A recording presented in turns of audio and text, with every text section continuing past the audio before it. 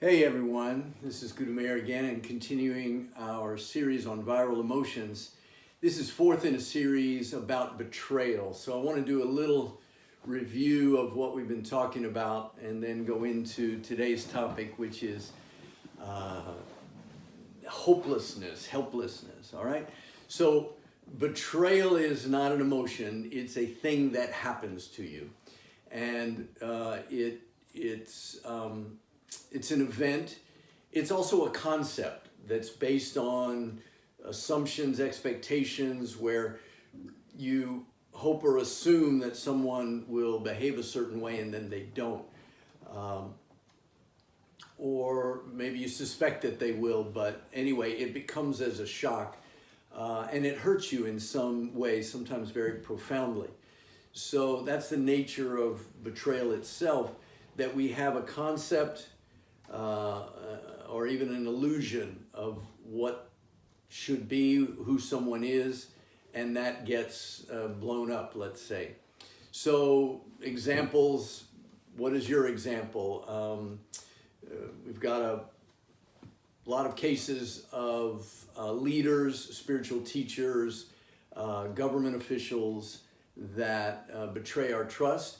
We've also got personal friends, intimate relationships that cheat on us or in some other way, large or small, violate our trust and betray. So, all right, so we've looked at, we're talking really about recovering from the harm of a betrayal, and that recovery really is about grief because we suffer a loss when we're betrayed and we need to recover. So grief, we've been following really the 7 stages of grief. We did, shock and denial. We did anger.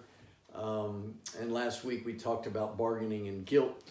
So all of those are actually ways to postpone the reality. Those are all resistances, really. Not to make them wrong or bad. We just need to generally slow down the process of this big reality shift that happens when we're betrayed. It changes our world. We have to think of people and things differently. We have to behave differently. So many of these stages of grief, and next week we'll get into actual grief. We're not there yet. We're into other emotions that are sort of, part of our resistance, part of our slowing. So think about denial, where we just don't want to even accept it. But you can review the earlier lessons where we talked specifically about those things. So it's a lot, right? It's a lot to process, and there's a lot of emotions. So we're now into that stage that we call apathy or depression. So it's a very disliked stage where in our culture, depression is feared and hated because we want to be happy and lively and productive, and we're not when we're depressed, obviously. So as with all heavy emotions, there's a gift in them. So even depression is trying to help you recover from shock, loss, and betrayal. All right, so let's get into it. And then this is just a half-hour class, and we're going to do a practice here really quick, just giving you some background and some understanding. All right, so why depression? Why do we fall into depression? Well, all the swirl of emotions and all the thoughts, and sometimes you can't sleep and you're just going, how did this happen and what happened, and you're debating, and it's on with your friends and social media, so it's exhausting. So on a very physical level, depression is about restoring energy. It's from physical exhaustion, mental exhaustion, emotional fatigue. So think about it. If you are feeling that initially it's a rise in energy, like anger's like, I want to fight this and I don't want to, but something that's already happened, how do you fight it, right? So all that outpouring of energy that hasn't prevented it because it already happened, and you don't yet know what to do. So you're sort of in this swirl of, outputting energy, and it's not working. So depression is a very clever plan B, where all that effort hasn't helped. So you begin to feel powerless, helpless. You start giving up. Now, depression can, like any other emotion, can be mild, medium, or strong. So if you work proactively with it, you pick it up when your energy first starts to drop. But many of us don't. We ignore it, and then the energy drops more and more. So first of all, depression is about just exhaustion. Second of all, it's about a bunch of other emotions that are unresolved. So anger hasn't really helped, right? Guilt hasn't really helped. And so there may be other emotions, fear of it happening again, desire for things to be the way they were. So other emotions have all been trying. Remember, these are the senses of the soul. They're really have an innate intelligence that's trying to help. But if we haven't been able to utilize that help, then these emotions aren't working. So depression comes in and says, all right, nothing's working. So let's just slow down, shut down. And unlike desire, anger, and fear, depression is this slowing down, this inward turning energy. Like, oh God, I really gotta face this. You don't want to face it. So depression is characterized by feeling of powerlessness. That's both, God, I should have realized this, and why didn't I stop it? This betrayal. Also, I don't know what to do. So that brings helplessness and powerlessness. Those are the hallmarks of depression. So you want to acknowledge these things and go like, yes, I don't know what to do, and I feel powerless, helpless with this thing, all right? So this is the turning point where resistance, we fear depression, it's awful, right? So this is a turning point to begin to let depression help you. So what does depression want? Something needs to change. That's one thing that depression arises to alert you about. And you need to let go of something, right? Let go of this shouldn't have happened. It should be this other way. Only when you let go can you be open to pick up something better, something that's going to work better for you. So those are a couple of little keys that you can begin to think, all right, this depression has a purpose. What do I need to do to let everything go and restore myself, get my energy back, get my spirit back, get my willingness back, okay? And you can't just think it and do it. It's a somatic experience. What else?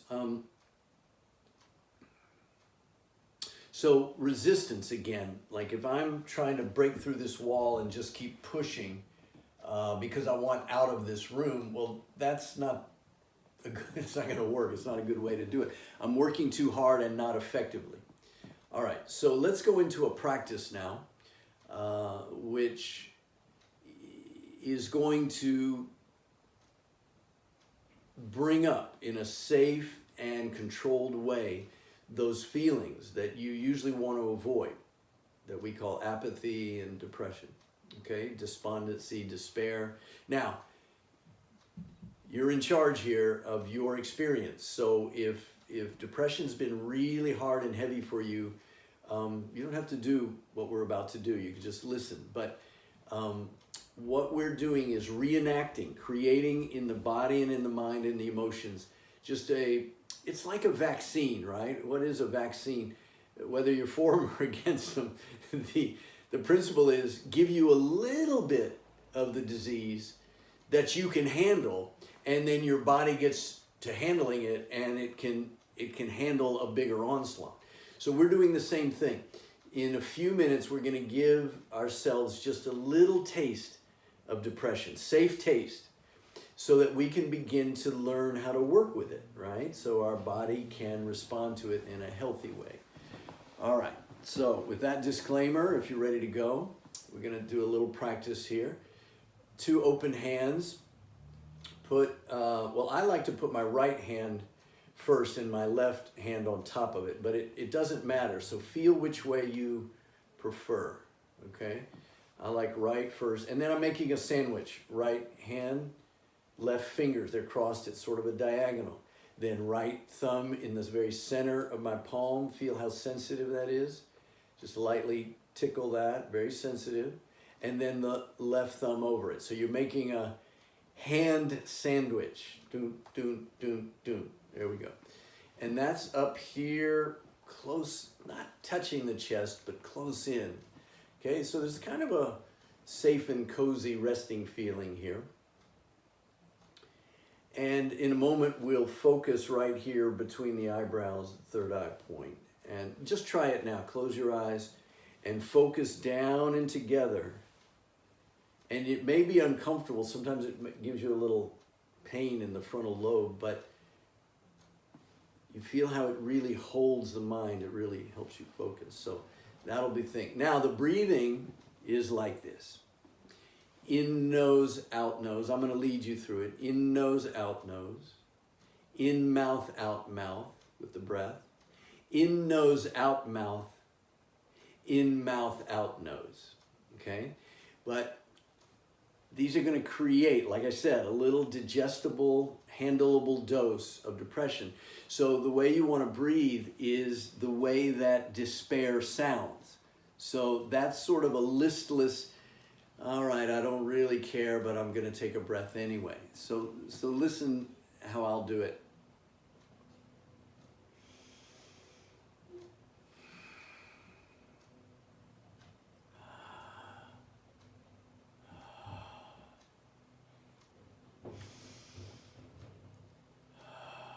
You can even get a little verbal with it.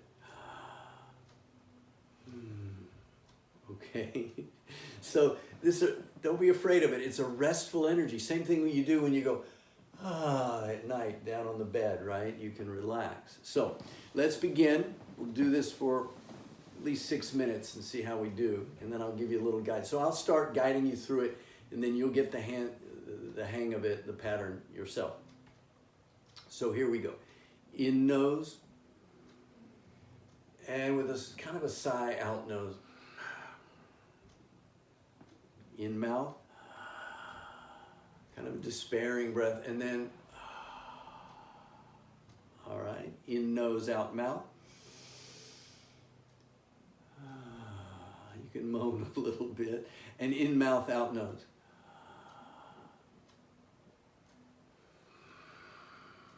And we begin again, in and out nose. Get into it emotionally and physically. Mouth, in and out.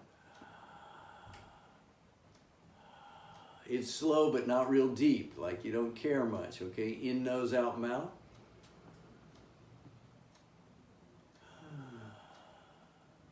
In mouth, out nose.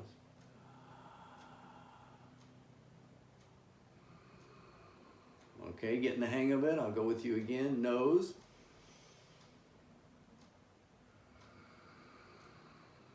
I'm getting a little body movement myself with it. Mouth.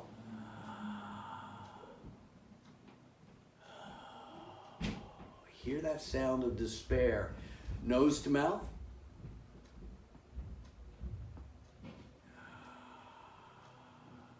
Mouth to nose.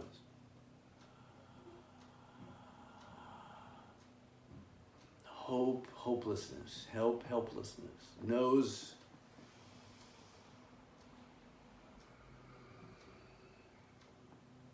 Mouth. Now hold your hands, focus at the third eye point, hold a steadiness, okay? I think we're in and out of mouth, so it's now nose, mouth.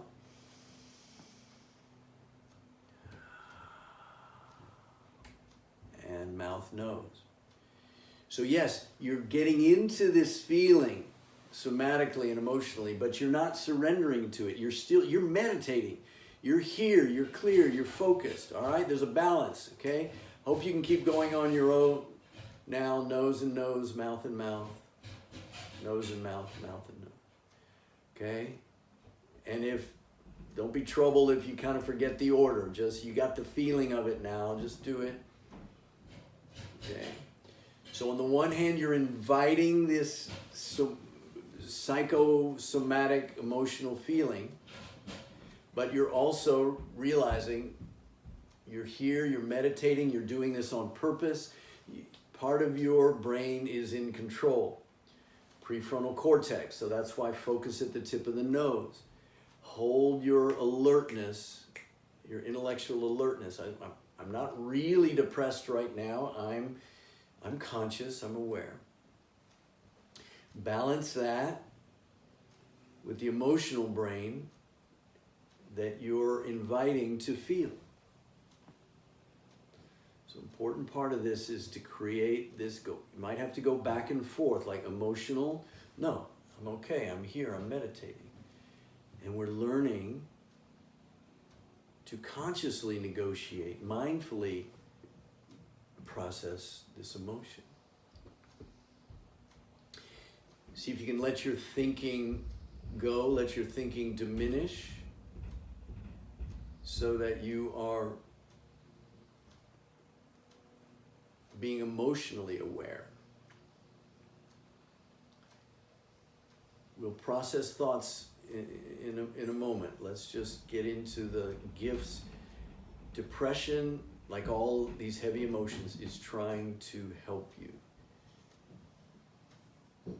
And it can't, when you resist it, deny it, try to get away from it. So we're just doing a few minutes of a safe dose of emotion where you can begin to let it in. And what does it want? Only when you rest at night and sleep are you restored and not tired in the morning, and you wake up ready to start a new day. Unless your exhaustion is so unresponded to, unaddressed, that you don't feel renewed in the morning. So there may be a deeper process of healing that needs to go on. All right, keep breathing, feeling. Just another minute or two.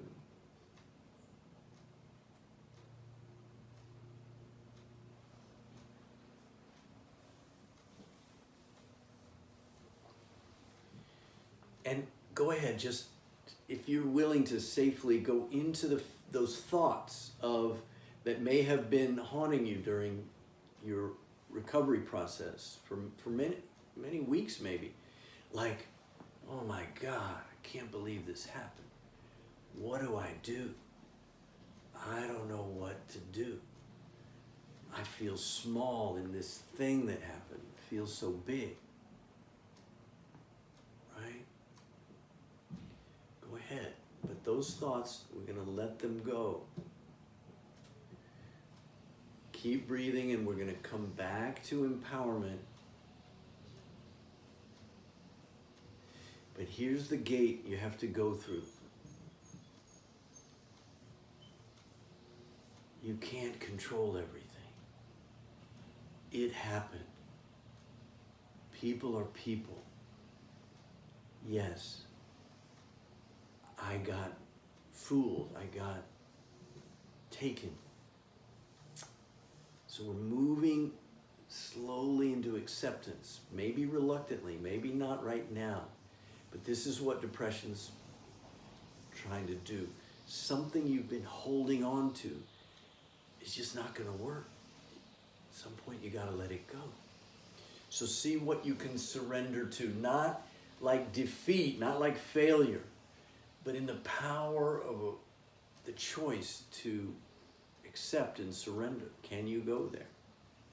It might take time, might take a lot of time.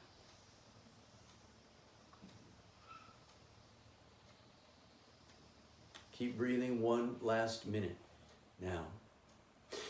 But now firm up your breath. So rather than that despairing breath, start breathing more determinedly. Change the sound of the air to determination.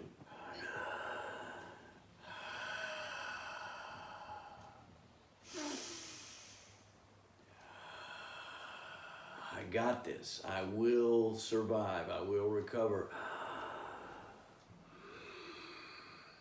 Make the sounds of courage, determination, willpower. Depression's all about will and willpower. And when you let go, you can find it. It'll resurge in you always. You've seen the grass growing through the asphalt to the concrete in the parking lot, right? Life does go on. It prevails. So keep breathing now, shifting your breath, sound, and pattern to a firm. And you may not be really feeling it. We're experimenting that you've got some emotional agility.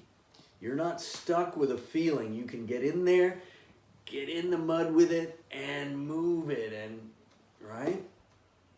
Not resisting it, but working with it.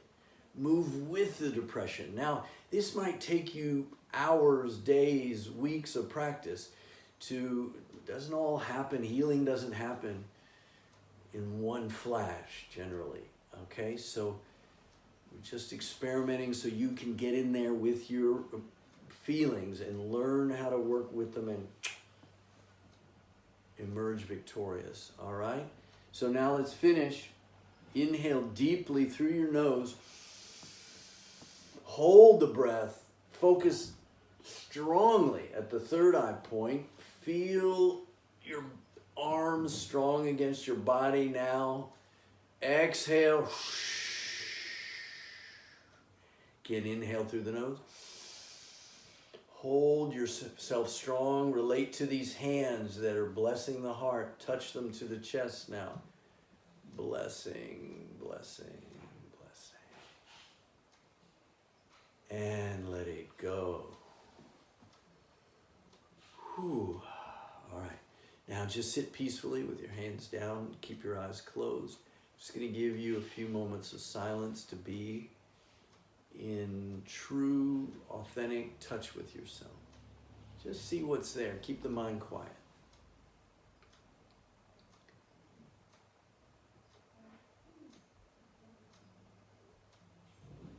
Can you feel energetically a slight reawakening of hope, possibility, just energy, willingness to go on? Is there a clearing? Is there something removed, let go, surrendered, that you can now fill with something new? Fill the space. What would you like to fill the space with? Grace, higher power, love, forgiveness. Maybe you're not ready for forgiveness, but when depression can help you let go, then you got space to fill it up again with something of your choice. Why do traumas happen to us? Why are we ever betrayed?